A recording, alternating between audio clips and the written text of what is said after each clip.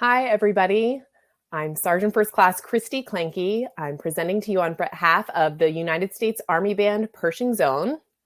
Welcome, everybody, to Ready, Set, Go and to this virtual presentation. I hope you all can hear me. It's kind of funny not being able to see everybody in the audience here, but I'm really looking forward to sharing with you today and getting this presentation started. I think we have my slides. There we go, are going to pop up. And before I get into my slides and all the information, I'm going to start us off with a quick poll here just to hear a little bit about folks, hear a little bit from you out in the audience. So I have a quick question for you. How familiar are you with the military bands? And I think you can go in there and vote on that poll. Hopefully you all can see it up there. Let me know.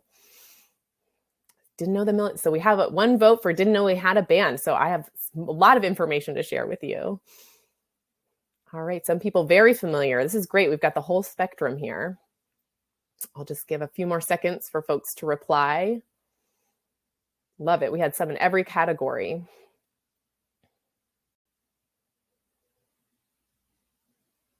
So we've got a little bit of everything. Some folks very familiar. I hope some of you who are very familiar know about some of the virtual products that the Army bands especially have to offer. So I'm going to go ahead and end the poll here. Sorry if you didn't get to weigh in, but I see our biggest percentage is somewhat familiar. 50% said they were somewhat familiar with the military bands. So that's good. At least it sounds like most folks have heard of the fact that the military has bands. So my band is the United States Army Band Pershing Zone. We're a unit stationed just outside of Washington, D.C. in Arlington, Virginia at Fort Myer. It's adjacent to Arlington National Cemetery. And our unit is comprised entirely of musicians. Our full-time job for the Army is to perform music for the Army and specifically for the Military District of Washington, which is where we're stationed. And we perform all different kinds of music. We have a concert band, a jazz band, an orchestra. We have choruses. We have a men's chorus as well as Army Voices, which is a mixed chorus. We have a pop rock group.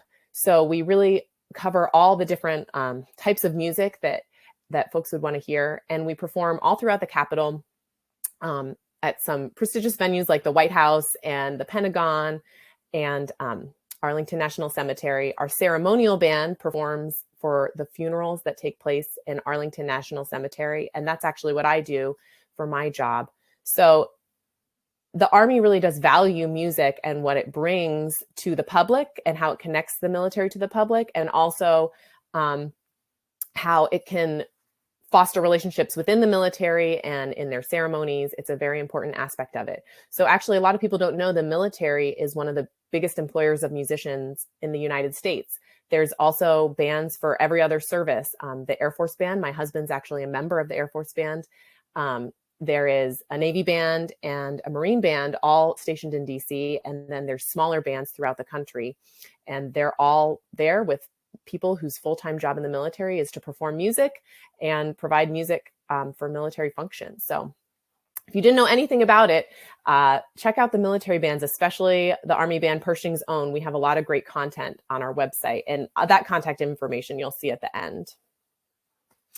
So before I get started, just wanted to show you a brief outline. I'm going to introduce myself, talk a little bit about my background. I'm going to tell you about music therapy, the field of music therapy. Then I'm going to talk about the therapeutic outreach program that I have at the Army Band and what that looks like. And then this is what I'm most excited about. I want to talk about the connection of music and emotions, and then how you can integrate some music therapy concepts and use that connection of music and emotions in your music education. And I'm hoping that, you'll get a little bit out of that, of something to take away for your school year and in connecting with your students.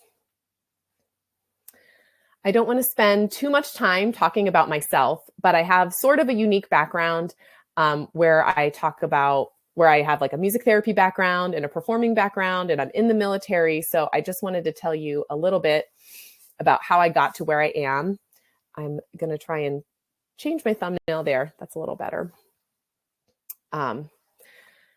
So I grew up in a very musical family.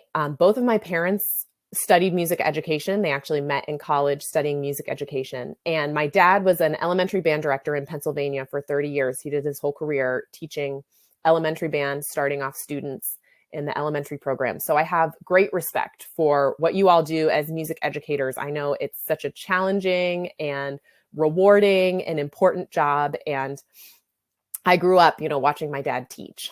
I began playing the French horn myself at age 9 and loved playing the French horn, was always very passionate about music. But when it came time to decide what I was going to go into, what I wanted to study, I didn't know if performing was for me. And my parents both said, you should probably try and get a degree in something that'll get you a job someday or guarantee a job. And I didn't really feel called to be a music educator. I kind of knew it wasn't for me. And my mom mentioned to me that she had heard about this field called music therapy. And I looked into it. I actually did a speech on it for my speech class in high school and realized it was a field that I felt very connected to. So I went on to study music therapy at Duquesne University in Pittsburgh. I'm from Pennsylvania myself. So I studied music therapy at Duquesne University and earned my Bachelor of Science there. And I was very fortunate to also at that school be able to study French horn with the members of the Pittsburgh Symphony. So I got a really great French horn performance education there too, even though I was studying music therapy. When you complete a music therapy degree, you have to then complete an internship. It's sort of like student teaching for music educators. And so I went on to do my internship in Boston, just outside of Boston in Massachusetts at an institution. It no longer exists, but at the time it was called the Massachusetts Hospital School. It was a state-run institution for severely and multiply disabled children. They were permanent residents in the hospital side of the institution. And then I taught in the school side of the program.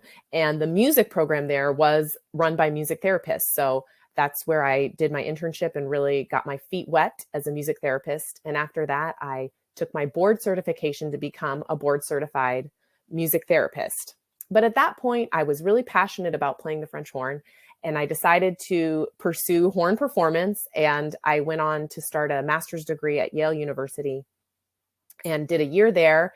And then I had some friends who were joining the military bands and telling me about what great careers they were having as musicians in the military. So I took an audition for a group called the Army Field Band, which is also stationed near DC.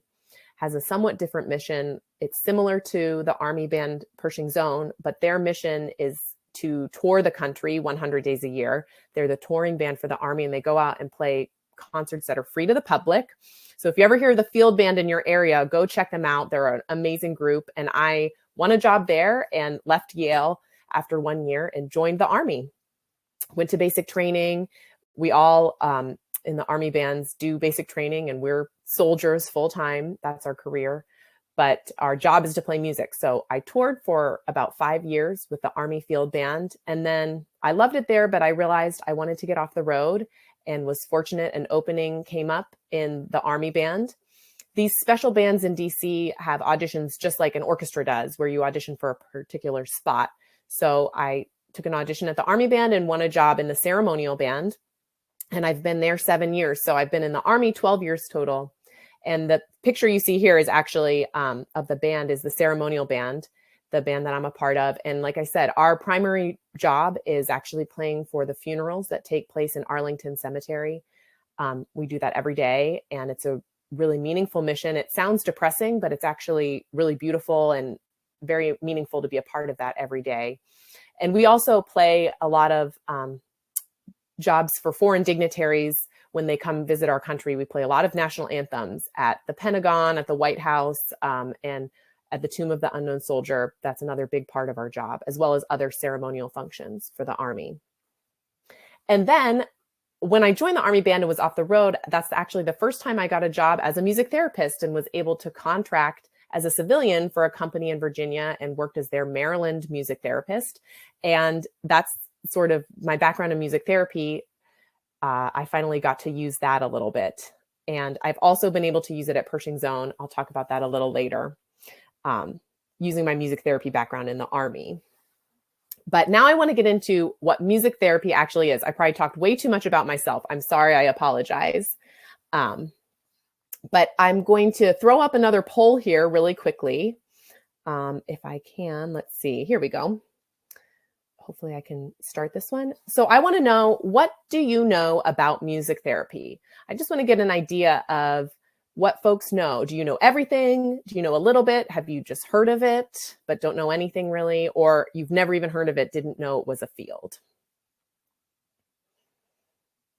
Oh, I'm sorry, I didn't publish it. There we go. I got it. Okay, publish the poll there. Hopefully you guys can see that and weigh in. Just want to get an idea of what your background is. So if some folks who've heard of it.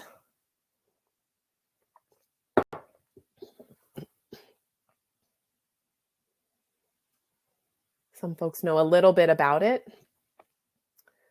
That's great. I'm going to leave it up for maybe another 30 seconds or so. See if some more people weigh in. It doesn't look like we have anyone who knows everything about it. So that's good. I won't be telling you things that you already know. And it doesn't seem like we have anyone who's never heard of it. That makes me happy. I like to know that people know that music therapy is out there. I'm going to go ahead and end the poll, but thank you for participating. I just like to know a little bit about the folks who I'm talking to and what your background is, what you already know coming into this. So as you can see on my slide here, I have the primary definition of music therapy, which is music therapy is the clinical and evidence-based use of music interventions to accomplish individualized goals within a therapeutic relationship with a credentialed professional. It's very wordy. There's a lot going on in that definition. So the more basic definition I like to use for what is music therapy is the use of music to achieve non-musical goals.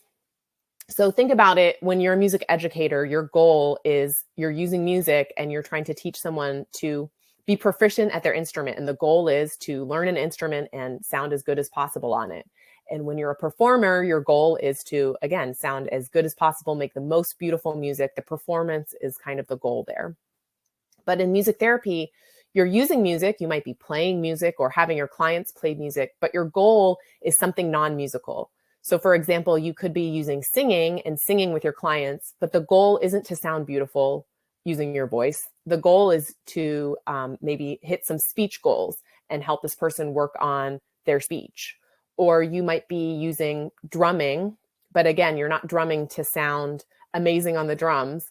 You're teaching drumming as a way of expressing yourself, maybe getting out aggression or using it to express emotions. So your goals are always something outside of music, but you're using music as the tool to achieve them. Music therapy must be practiced by a credentialed professional. So some people have a misunderstanding that, anyone can go in and play music for a group of people or work with people in music for healing, and it's music therapy. But actually, you have to be a credentialed professional to be a music therapist. And the music therapy involves that relationship between your client and your therapist, and it's ongoing. And the therapist's job is to assess the client, create and implement goals and a treatment plan, and then to perform ongoing evaluation. So it's really a relationship that you're really working towards something and evaluating as you go along, and really have goals in mind for your clients.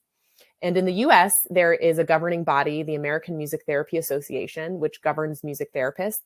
And then we are credentialed by the Certification Board for Music Therapists.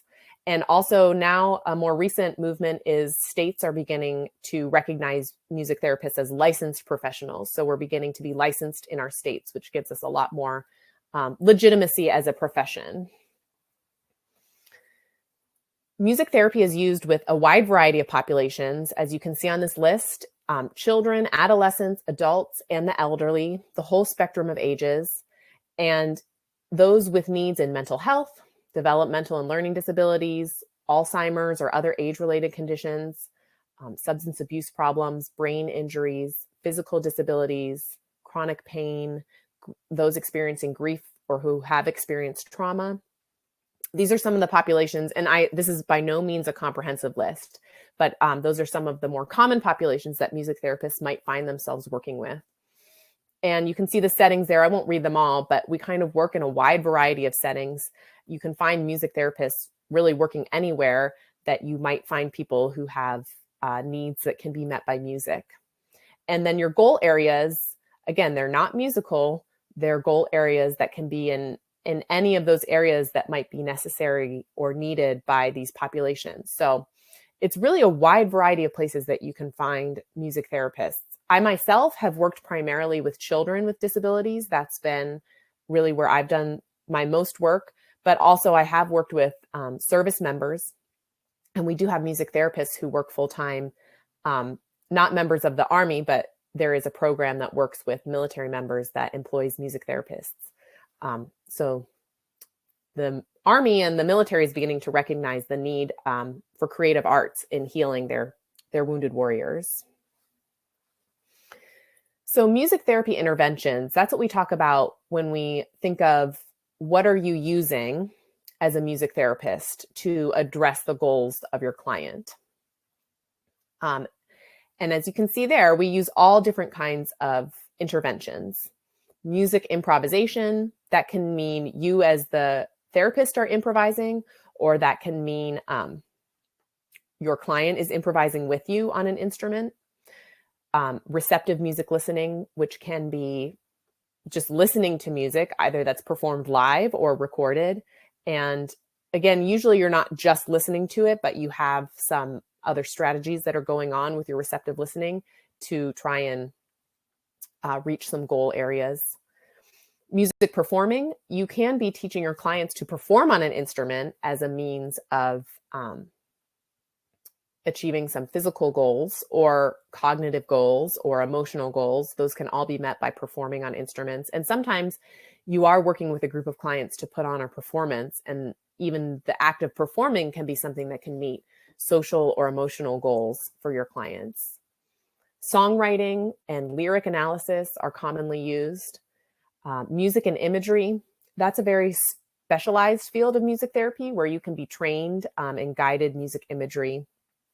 It's a separate part of music therapy, a field you can be trained in, where you can guide your clients through imagery while you're listening to music, and you can really affect a lot of psychological change with your clients that way, or bring up a lot of things for your clients to work through. I'm not trained in guided music imagery myself, but I've experienced it. I had a professor who was, and it can be very powerful. I found it to be an amazing experience to go through that and sort of see what came out of it. Movement to music is another very common thing that we do in music therapy, especially when you are working with clients with physical needs. You might be using a lot of moving. Something a lot of folks know about is the use of metronomes or pulse to work on gait with people who are having trouble walking. So when you're walking with a beat or a metronome or walking to music, it's a lot easier for people to stabilize their gait and use their gait in a more even manner. Drumming is another popular music therapy intervention. And again, this list is by no means comprehensive. It's just sort of to give an idea there. And the photo I have on this slide is actually, apologize for my very bad photo editing, but I wanted to make sure I maintained the privacy of this client here. But this is from when I worked and my internship. And as you can see, I'm playing the guitar and singing to the client there. So I'm using some music listening, but I'm encouraging the client to be playing the instrument with me. So they're doing some instrumental playing there. And in this photo, what I was doing was a song where you sort of end on a chord, like a 5 chord or a chord that's really leading somewhere, and ask the student or the client to play the next chord that you have waiting there, because the tension there really motivates them to want to, get that next chord going, especially if you pause the music and are waiting for them. And this client had a lot of mobility issues, but music was a big motivator for him to want to use his hands there. So as you can see in this picture, the interventions that I'm using and how it can be helping with the physical aspects of what this individual was working towards. So I feel like I kind of rushed through talking about what music therapy is, and I'm going to look on the chat here. Oh, wonderful. And reinforcing many reasons why districts should not be cutting music. I 100% agree. This is so true. Music therapy really does bring that to the forefront, why music can be so powerful and important. If you guys have any questions, I'm hoping that we'll have some time at the end for questions and answers. If you have more specific questions, or you can put those in there. Someone says, I'd like to study music therapy. I think that's a great idea. I wish everyone in music would study it. And I think it really can help promote why music is important and show us really powerful ways to use music. And hopefully I can show you a few techniques maybe you can use later on in this presentation. But I want to talk to you a little bit about the program that I started at the Army Band. I was actually really fortunate. I had a commander. The commanders of our units are always colonels. So one of my commanders knew that I had a background in music therapy, and he asked me to use that to start a program where I could use some of that background to work with service members or utilize it in the Army Band. And what I came up with was this program we called the Therapeutic Outreach Program. There's a photo of myself there and my colleague who is a vocalist who had an interest in music therapy. She hadn't studied it, but we worked together to create this program. And we called it a music therapy informed outreach program. And that's a term that I learned from a book called Heartstrings. There's a program at the Madison Symphony Orchestra in Madison, Wisconsin. This amazing program that they started where their musicians teamed up with a music therapist, and the music therapist gave them information and techniques and strategies of music therapy that they could implement in their musical outreach to the community, from the orchestra to the community. And they were able to use these best practices and sort of standards of music therapy, but it wasn't clinical music therapy, I should say. It wasn't clinical music therapy.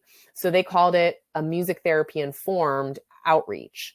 And I just really love this term because I think sometimes the best things can come out of these gray areas where you're able to come together and utilize skills from one field and skills from another to make the most powerful product. And so I wanted to try and do that in the Army. And what we came up with was this program where our goal was to reach out to members, specifically members of the armed forces. So less of a community outreach, but for us, it was almost in reach.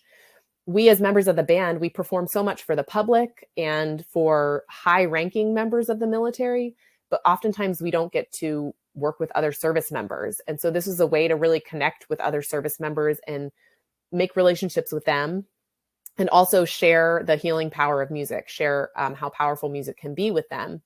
And so the main thing that we did, you can see some of these performance locations that we've performed at, and all of them have been serving other members of the military specifically. But the one we performed at the most was actually this residential treatment facility, which is a substance abuse program for members in the Army. And we're fortunate in the Washington, D.C., where we're stationed, there's a lot of really big military hospitals. Walter Reed is right up in Maryland. And then Fort Belvoir, which is where we performed frequently, is another very large military hospital, Army hospital in Virginia, just south of Washington, D.C. And so there we were able to connect with these service members and sort of share with them how they could use music in their healing journey, how they could use music for their recovery. And one of the things that we talked about the most, what I found to be the most effective means of communicating some of these things, was to talk about music and emotions. And for me, music and emotions is what drew me to music therapy and music in the first place. There's a huge historical understanding of the relationship of music and emotions. As music therapists, we sometimes like to talk about how in the Bible you can find, David played his harp for the king to soothe his angry soul. And you can see plentiful other historical examples of music being used in sort of healing and the use of music in different ways that's sort of makes you think about music therapy, that there's a lot of ancient traditions of using music for healing. And music and emotions have this huge tie, I think, that we intrinsically understand as musicians, but sometimes it's hard to express.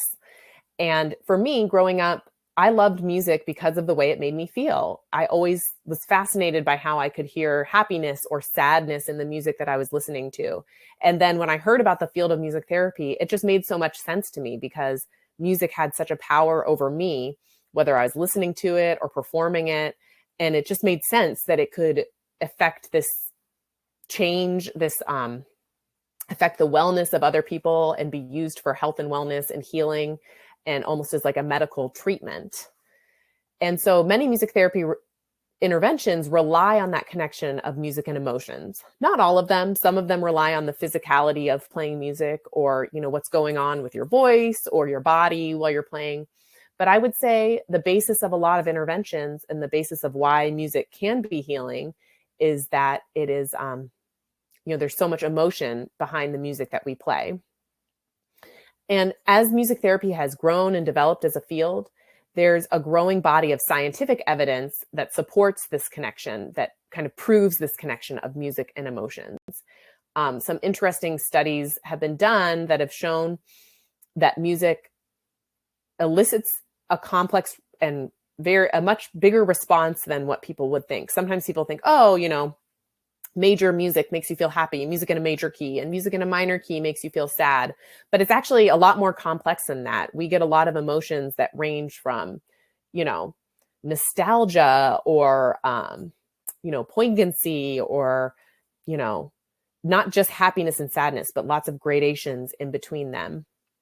And so that's been proven by studies that, ask people what kind of emotions they're feeling from the music that they're listening to.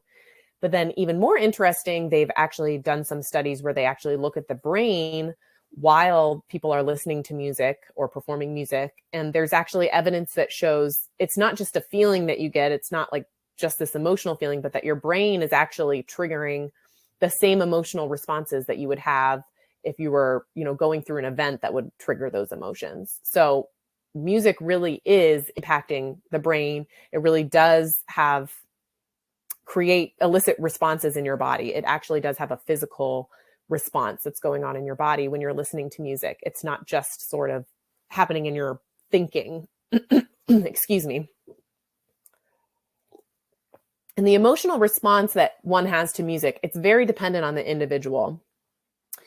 People's memories and experiences have a huge impact on how you respond to music. So you can't guarantee that you're going to play a piece of music and everyone is going to respond in the same way. Some folks will hear something, might hear something completely different. And one example of that could be, let's say there's a piece of music that was very popular on the radio during a traumatic period in your life. And so it was a song you maybe heard a lot during this traumatic period in your life. And even if it was a happy and upbeat song, that song could trigger really unpleasant memories for you as an individual and be very triggering. Or in substance abuse, they talk about that a lot. If you, listen to a certain type of music or exposed to a certain kind of culture while you were using substances, then that kind of music, being exposed to that sort of music, again, might trigger you wanting to use that substance, even after you may have gone through recovery. So it's something that's very individual to each person. And again, it can go the other way. Maybe a piece of music that you had played at your wedding always triggers a happy memory and for that individual. So you just always need to be aware that music can cause different responses for different people, even if it seems obvious to you what kind of response music might be making. And the consideration of emotions really can deepen your experience and your approach to music making. And that's what I want to talk about when I talk about how you might be able to use some basic music therapy strategies in your music education, and what you might be able to take away, I hope, that might be useful to you while you're working with your students. So I'm going to talk about 3 areas of integrating music therapy concepts as a music educator. And I'm not a music educator myself, so I don't pretend to know exactly how these strategies will be most useful to each of you. And I'm sure you're all coming from different backgrounds, instrumental music, vocal music, all different grade levels. So some of these concepts are a little bit they might be kind of basic or maybe a vague in my description of them, but I'm really just want to get the wheels turning and maybe get you guys thinking about how you could use some of these music therapy concepts, and specifically music and emotions, that connection, how you could use that in your music education. And I'm trying to keep an eye on time here. I know we go to well, it's 12:45 my time, but we go to 11:45 your time. So I don't want to rush through, but I want to make sure that I'm hitting all the topics here. So the first principle I'm going to talk about, in music therapy principle, I should say, is this concept of the ISO principle. This is one of my favorite principles in music therapy. It's specific to the field of music therapy. It's unique to the field of music therapy, and was introduced in the 1940s by Ira Maximilian Altschuler. What a great name. So he was a pioneer in the field of music therapy, but his background was actually in psychiatry. That's what he did for his living. But as the field of music therapy, I didn't get a chance to go into the history of it, but really the modern field of music therapy was really just beginning to really grow in the 1940s when this individual Altschuler was working. And he really believed in the concepts of music therapy and in the field of music therapy. So he integrated it into his psychiatry practice. And he came up with this concept called the ISO principle.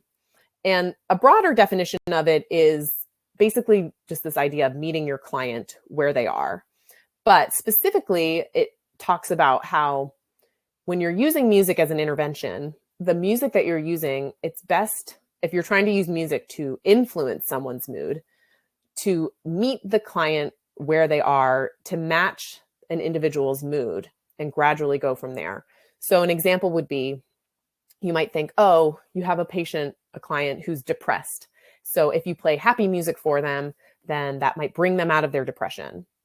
But it's not actually that simple.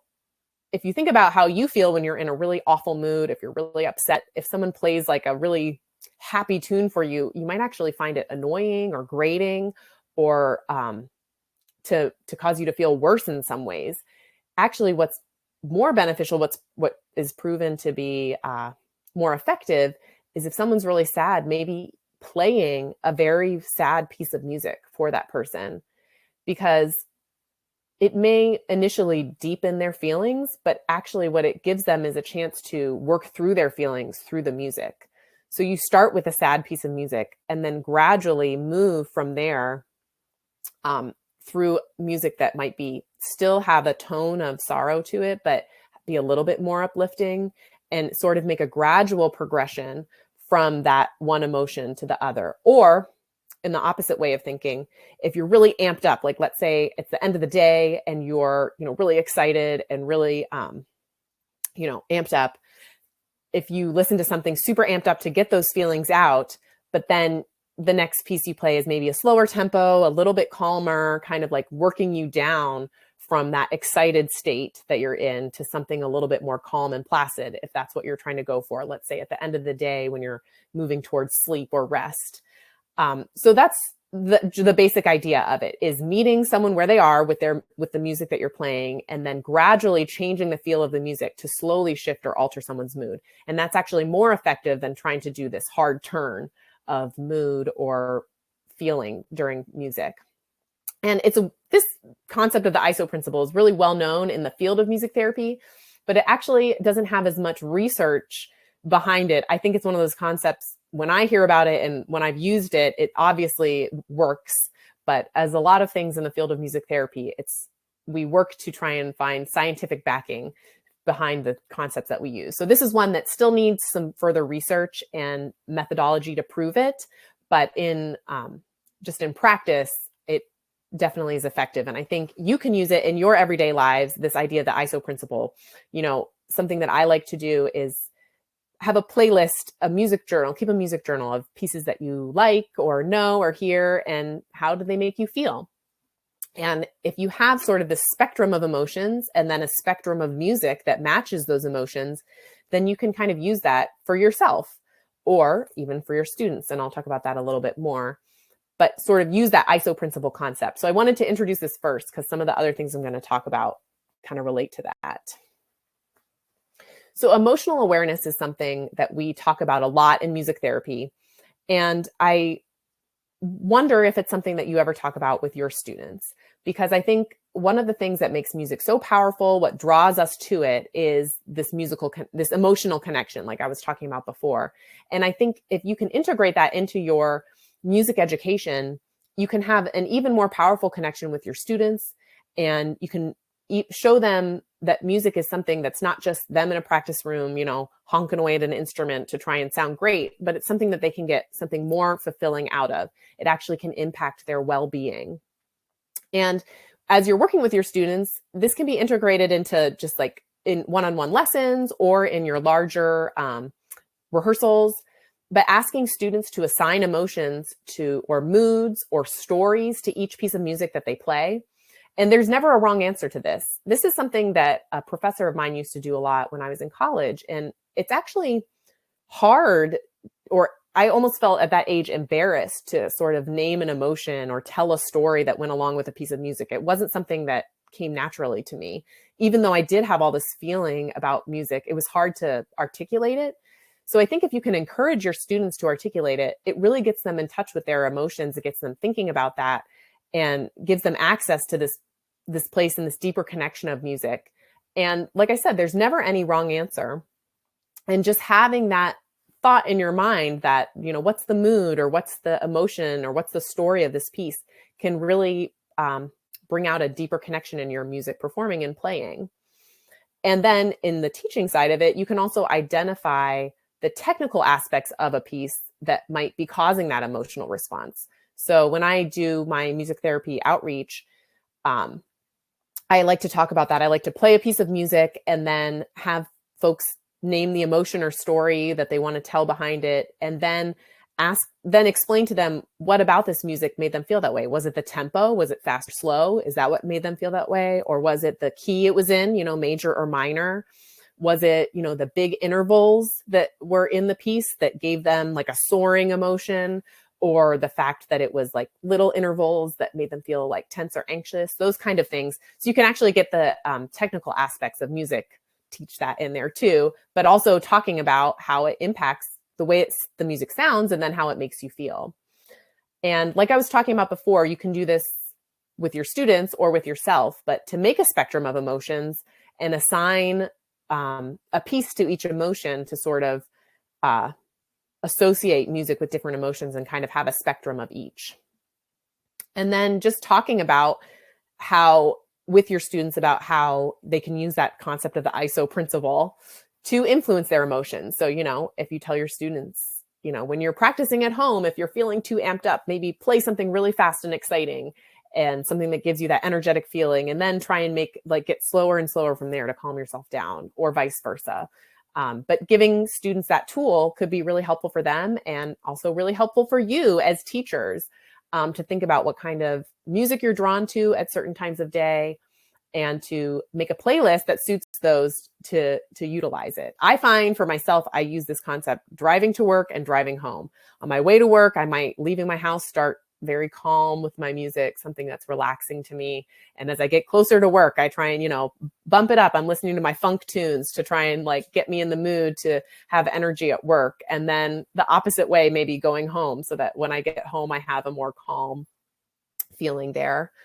And I also wanted to put in your audience here. So I think you can use these kind of ideas and introduce these concepts to your audience through your concerts and programs. And I think it's beneficial to your audience members. It educates them about the importance of music and also gives them tools and better ways to enjoy the music that you're performing for them. I know I'm running out of time here, so I'm going to, move a little bit faster. But you can see, I hope you've had a little bit of time to read through those. Creating a concert program that takes your audience on an emotional journey. And you could even involve your students in the creation of that. And just ways that using that emotional aspect of music can help integrate, can help have a deeper connection for you, for your students, and for your audience. And then this one, I'm going to have to move through really quick because I want to make sure that I wrap it up in our time. But active listening is another concept. I'm sure everyone's probably heard of this concept of active listening. It's used a lot societally to talk about, when we interact with each other and we listen to each other speaking. I hope you're all actively listening to my presentation now. Thank you.